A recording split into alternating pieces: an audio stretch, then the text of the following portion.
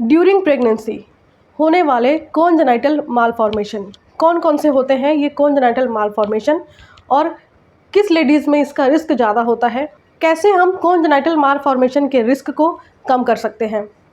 Hello my dear friends, myself Nandini study point में आप सभी का स्वागत है। फ्रेंड्स, आज के वीडियो में मैं बताने वाली हूँ ड्यूरिंग प्रेगनेंसी कॉन्जेनाइटल मालफॉर्मेशन कौन कौन से होते हैं और किसकी कमी से देखे जाते हैं। अगर मैं इस टर्म को हिंदी में समझाऊं, एक ऐसा जन्मजात विकार जो बच्चा जन्म से ही लेके आता है, तो वो उसको होता कैसे है? वो जब माँ के वुम्ब में होता है, यानी कि अपने मदर के गर्भाशय में होता है, तभी उसको वो मालफॉर्मेशन डेवलप हो जाता है, जिसमें कि बच्चा बहुत ही एबनॉर्मल या आड़ा टेढ़ा दिखता है और उसके जीवित रहने की क्षमता भी ज़्यादा दिन तक नहीं होती है। कुछ ऑन द स्पॉट डेथ कर जाते हैं और कुछ महीने सर्वाइव करने के बाद डेथ कर जाते हैं। तो ऐसा क्यों होता है, क्या होता है वो प्रॉब्लम? एक क्वेश्चन मैं बताऊंगी, देन उसके आंसर और उसके प्रिवेंशन तक के सारे क्वेश्चन एंड आंसर आप लोगों तक क्लियरली मैं पहुंचाने वाली हूं। तो वीडियो में लास्ट तक बने रहना, वीडियो आप लोगों के लिए बेहद इंपॉर्टेंट है। चलिए हम देखते हैं कौन सा क्वेश्चन है और कैसे क्या क्या पॉइंट्स हमें नोटिस करना चाहिए एज अ मदर। मैंने एक क्वेश्चन बोर्ड पे लिखा है, A 32-year-old unbooked woman admitted at 36 week of gestation in labor room. She delivered without any delay. The baby looked like as. क्या है इस क्वेश्चन का मतलब?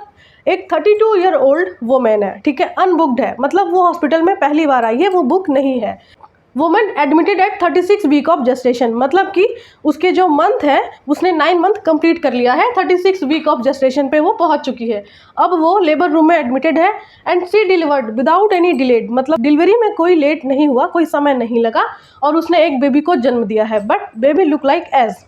एक इमेज शो कर रही हूँ आप लोगों के सामने, देख के बताना है इसको क्या हुआ होगा, क्यों बच्चा इस तरीके से दिख रहा है और ये कौन सा मालफॉर्मेशन है।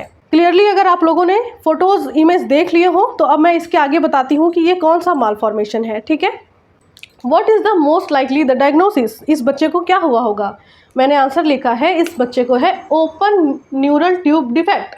ओपन न्यूरल ट्यूब डिफेक्ट मतलब कि जो उसके न्यूरल ट्यूब्स हैं उनमें डिफेक्ट है, वो ओपन ही रह गया है। उसको हम टर्म देते हैं encephalocele and spina bifida. Open neural tube defect, इसे हम टर्म देते हैं एनसिफेलोसील एंड ये स्पाइना बाइफिडा के नाम से भी जाना जाता है, ठीक है। क्लियर हो गया? इस बच्चे को क्या था, जो मैंने इमेज में दिखाया उसको था encephalocele and spina bifida. How the parental diagnosis could have been made, कैसे डायग्नोस किया जा सकता है अगर बच्चा अपने मदर के गर्भाशय में ही है तो? अगर प्रीनेटल स्टेज में, मतलब मदर अगर अपने प्रीनेटल स्टेज में है तो कैसे डायग्नोस किया जा सकता है कि बच्चे को ये प्रॉब्लम है? इसे कैसे डायग्नोस किया जा सकता है प्रीनेटल स्टेज में? आंसर है यहाँ पे बाईफिटल एनाटॉमी स्कैन विथ अल्ट्रासाउंड। ये बाईफिटल एनाटॉमी स्कैन को हम एनॉमली स्कैन भी कहते हैं। बहुत ज़रूरी है आप लोगों को इसके बारे में जानना कि एनॉमली स्कैन क्या होता है। आपको इस वीडियो के डिस्क्रिप्शन में लिंक मिल जाएगा, आप वहाँ से ये वीडियो भी देख सकते हैं। मैंने एनॉमली स्कैन के ऊपर भी वीडियो बनाया है। थोड़ी सी क्वालिटी आपको कम लगेगी बिकॉज वो बहुत पहले की वीडियो है, बट जानकारी आपको सारी मिलेगी। ये है एनॉमली स्कैन, जिसका दूसरा नाम है एनाटॉमी स्कैन, ठीक है, और अल्ट्रासाउंड भी हम इसे कहते हैं नॉर्मली। अब हमारा थर्ड क्वेश्चन है, which biomedical test is helpful to make the diagnosis. Ultrasound तो है ही, बट कौन सा ऐसा बायोमेडिकल टेस्ट है जो ये बता सकता है कि गर्भ के अंदर जो बच्चा पल रहा है उसमें कोई जन्मजात विक्रियां पाई जा सकती हैं? ऐसा भी बायोमेडिकल टेस्ट है, वो कौन सा है? MSAPF। अब ये MSAPF क्या है, शॉर्ट फॉर्म में मैंने बताया है, इसका फुल फॉर्म है मैटरनल सीरम अल्फा फिटोप्रोटीन। ये मैटरनल सीरम अल्फा फिटोप्रोटीन ये एक बायोमेडिकल टेस्ट होता है जो कि 15 से 18 वीक पे किया जाता है। मैटरनल सीरम अल्फा फिटोप्रोटीन नाम का एक बायोमेडिकल टेस्ट है जो करने से वो ये बता देता है कि आपके बच्चे में कोई जन्मजात विकृति है या नहीं है। अब इसकी जेस्टेशनल वैल्यू क्या होती है, यहाँ पे मैंने लिखा है, अगर मैटरनल सीरम अल्फा फिटोप्रोटीन की वैल्यू 2.5 से ज़्यादा है तो मल्टीपल ऑफ मीडियम, MOM का मतलब होता है multiple of medium, such a case, इसका वैल्यू अगर मोर देन 2.5 देखने को मिलता है तो वो इंडिकेट करता है कि कोई एबनॉर्मलिटीज़ तो है, ठीक है। तो एक बायोमेडिकल टेस्ट ये भी है और एक अल्ट्रासाउंड भी है।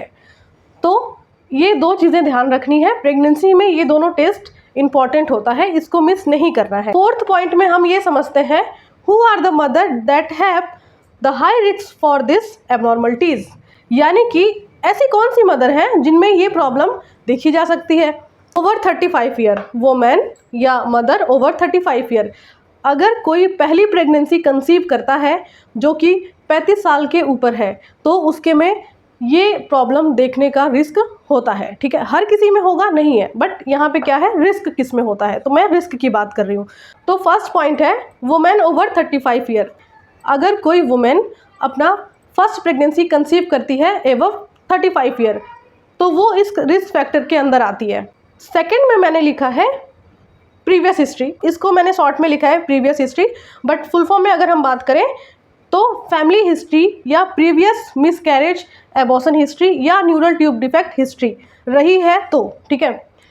अगर कोई ऐसी औरत जो एक बार प्रेग्नेंट तो हुई थी बट उसके बच्चे में एक कोई ऐसी कॉन्जेनिटल मालफॉर्मेशन देखा गया था या उसकी फैमिली हिस्ट्री में रहा है या फिर कोई भी मिसकैरेज या एबॉर्शन हुआ है तो भी उसके में ये रिस्क होता है क्या, ऐसी प्रॉब्लम देखने के लिए। ठीक है, मैं बार बार नाम नहीं लूँगी बिकॉज इसी के बारे में बात हो रही है तो आप लोग समझ जाना।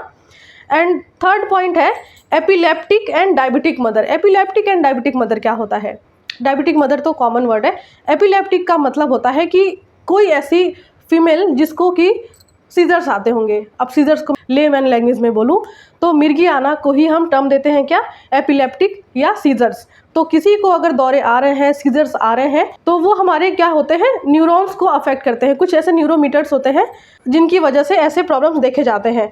तो ऐसी कोई मदर है जो डायबिटिक मदर है तो भी उसके में रिस्क होता है किसका, ये वाले प्रॉब्लम का। ठीक है, जो है स्पाइना बाइफिडा।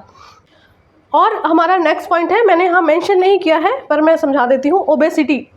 अगर कोई ऐसी फीमेल है जिसका BMI जो कि बॉडी मास इंडेक्स होता है, अगर किसी फीमेल का BMI मोर देन 35 है तो भी उसमें चांस होता है ये वाली प्रॉब्लम देखने की। ठीक है, एंड हमारा नेक्स्ट जो पॉइंट है use of folic acid antagonistic.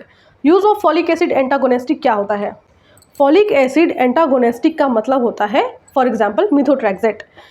Antagonistic क्या होता है, मतलब आप किसी दवाई के अगेंस्ट कोई चीज़ खा रही हैं। फॉलिक एसिड ऐसे बीमारी को मैं प्रिवेंशन में वैसे भी बताने वाली हूँ बट यहाँ पे बता देती हूँ कि स्पाइना बाइफिडा को या किसी भी कॉन्जेनिटल मालफॉर्मेशन को प्रिवेंट करने के लिए फॉलिक एसिड बहुत ही ज़रूरी मेडिसिन होती है, जो कि आपको डॉक्टर सजेस्ट करते हैं कि प्रेगनेंसी के 1 मंथ पहले से और प्रेगनेंसी कंसीव करने के 3 महीने तक आपको कंटिन्यू लेना ही लेना है। तो आप अगर फॉलिक एसिड के एंटागोनिस्टिक फॉर एग्जाम्पल मेथोट्रेक्सेट ऐसी कोई दवा लेती हैं तो वो भी ये प्रॉब्लम कॉज करता है। एंटागोनिस्टिक को हम नॉर्मल तरीके समझे तो उसके विपरीत। ठीक है, मतलब फॉर एग्जांपल कि जो आइस है वो क्या है, बर्फ जमने वाली चीज़ है, बट उसको हमने अगर हीट पे रख दिया तो वो गल जाएगी। तो आइस का एंटागोनिस्टिक कौन हो गया, हीट। ठीक है, और हीट का एंटागोनिस्टिक कौन है, आइस। मतलब दोनों एक दूसरे के विपरीत काम करते हैं। फॉर एग्जाम्पल छोटा सा एग्जाम्पल दिया है मैंने, समझ में आ जाए तो बेटर है। तो इस तरीके से अगर कोई फॉलिक एसिड एंटागोनिस्टिक लेती है कोई मदर तो भी ये प्रॉब्लम होने के चांसेस ज़्यादा हैं। एंड हमारा लास्ट पॉइंट है ऐसी फीमेल जो माल प्रेजेंटेशन सिंड्रोम की शिकार है। माल प्रेजेंटेशन सिंड्रोम की शिकार है मतलब कि ऑलरेडी उसके ही अंदर कुछ ऐसी विकृतियां देखी जाती हैं कि वो ऑलरेडी डिसेबिलिटी पाई गई है उस मदर में ही, तो भी बच्चे में चांसेस होते हैं। तो फ्रेंड्स ये थे मेरे कुछ पॉइंट्स, मैं आपको ये सारे पॉइंट्स इमेज में भी शो कर देती हूँ ताकि आप और आसानी से समझ पाएंगे और नोट डाउन भी कर पाएंगे अगर आपको नीड होगी तो ये सारे जो पॉइंट्स आपको दिख रहा है इस वक्त इमेज में, ये रिस्क फैक्टर होते हैं, ऐसी मदर में होने के चांसेस भी ज़्यादा हैं। तो इनमें से इन पॉइंट्स में अगर आप में कोई भी ऐसा पॉइंट है जो आपको लगता है कि आप डायबिटिक हैं या आप में एपिलेप्टिक्स आते हैं यानी सीजर्स आते हैं या फिर आप में कोई फैमिली हिस्ट्री में हुआ है या आपका पहला बच्चा ऐसे कोई प्रॉब्लम में था आपने फेस किया है या आपके मिसकैरेज, रिकरेंट मिसकैरेज, एबॉर्शन हो रहे हैं या आप बहुत ज़्यादा मोटी हैं, ओबेसिटी है आपके अंदर या आपकी एज 35 साल से ज़्यादा है, ऐसे कोई भी पॉइंट्स अगर आपके अंदर देखे जाते हैं तो इसके लिए आप 100% अवेयर रहिएगा। ठीक है, ऐसे में ऐसे बच्चे को जन्म देने का रिस्क भी कम हो जाएगा। ठीक है,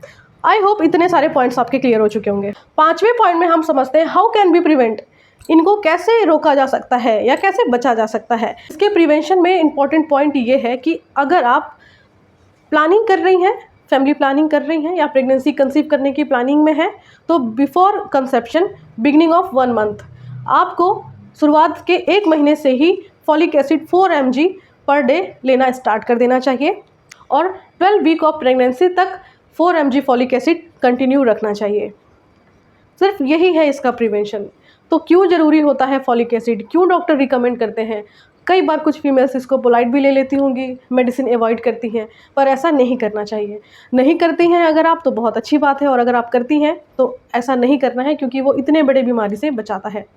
एक छोटी सी गोली आती है, मैं आपको इमेज भी दिखा देती हूँ वो गोली कैसी होती है।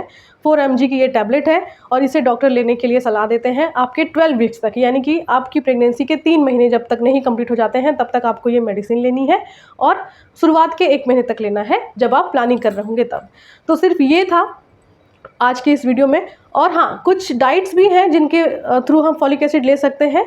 एक पॉइंट और है कि फॉलिक एसिड टैबलेट तो रिकमेंड करते ही हैं डॉक्टर, साथ के साथ आपको जो डाइट लेनी है उसका भी ध्यान रखना है, क्योंकि आपके डाइट्स में भी अगर फॉलिक एसिड की मात्रा अवेलेबल है तो वो भी आपको प्रिवेंट करती है इस बीमारी से, वो भी आपको प्रिवेंट करती है इस प्रॉब्लम से, ठीक है। जैसे legumes, egg, green leafy vegetables, beets, citrus fruit, sprout and broccoli, ये ऐसे फ्रूट हैं जिनमें फॉलिक एसिड की मात्रा पाई जाती है। तो आपको ऐसे फॉलिक एसिड रिच फूड जो होते हैं अपनी डाइट में इंक्लूड करना चाहिए। ये भी काफ़ी ज़्यादा हेल्पफुल होंगे इस चीज़ के लिए, यानी कि स्पाइना बाइफिडा के लिए। तो आज की वीडियो में जो हमने डिस्कस किया कॉन्जेनाइटल मालफॉर्मेशन के बारे में, अगर आपको वीडियो इन्फॉर्मेटिव लगी हो तो वीडियो को लाइक ज़रूर करना, और जो भी ज़रूरतमंद हो उन तक शेयर भी ज़रूर करना। आप लोगों के सपोर्ट से ही मैं नए जोश के साथ नए कॉन्सेप्ट लेकर के आती रहूँगी, और आप लोगों के भी कॉन्सेप्ट को क्लियर करूँगी जो भी डाउट्स आपके माइंड में है। अगर कोई भी डाउट आपको रिगार्डिंग प्रेगनेंसी रहती है तो आप मेरे किसी भी वीडियो में कमेंट करके पूछ सकते हैं, या किसी वीडियो में कोई डाउट रहता है तो भी आप मुझे कमेंट करके पूछ सकते हैं। मैं वहाँ पे भी आपके डाउट्स को क्लियर ज़रूर करूँगी। तो अभी के लिए सिर्फ इतना ही, फिर मिलेंगे ऐसे ही इंपॉर्टेंट टॉपिक के साथ। तब तक के लिए टेक केयर, बाय बाय।